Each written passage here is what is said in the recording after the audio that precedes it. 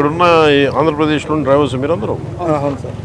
So అది ఉమ్మడి రాజధాని అని చెప్పి మీరు అటు వెళ్ళిపోయారు, హైదరాబాద్కి వెళ్ళిపోయారు. ఇది మన ఉమ్మడి రాజధాని అని చెప్పి. అవును సార్.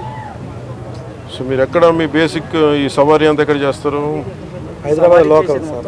మొత్తం ఎంతమంది ఉన్నారు మీరు? మన మోటార్ ఫీల్డ్కి ఒక 2000 మంది ఉంటాం సార్.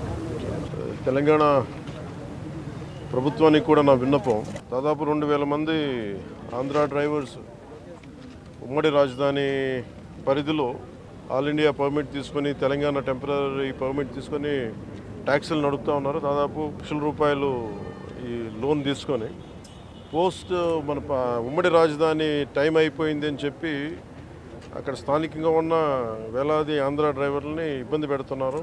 సో అంటే ఇది నాకు రాత్రి నా దృష్టికి వచ్చింది, ఇప్పుడు నా దృష్టికి వచ్చింది.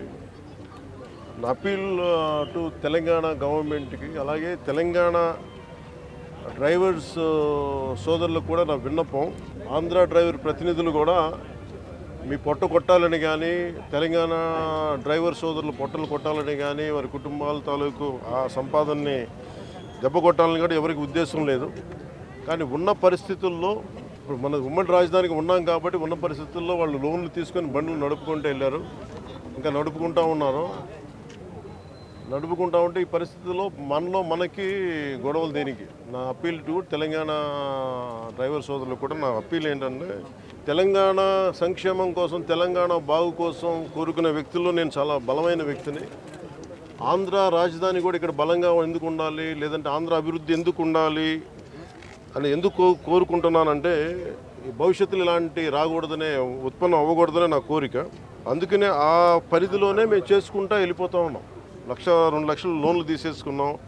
మాకు కనీసం కొంత సమయం కావాలి లోన్ తీర్చడానికి. ఇక్కడ నిజంగా నేను మాటిస్తున్నాను తెలంగాణ డ్రైవర్ సోదరులందరికీ, ఒకసారి ఇక్కడ రాజధాని పనులు మొదలవగానే అందరికీ కూడా ఇక్కడే పనులు ఎక్కువ ఉంటాయి. మీ అందరికీ కూడా మనస్ఫూర్తిగా, ఎందుకంటే మనందరం కార్మిక సోదరులందరూ బాగుండాలి, వారి కుటుంబాలు బాగుండాలి, మీ కుటుంబాలు బాగుండాలని కోరుకునేవాడిని.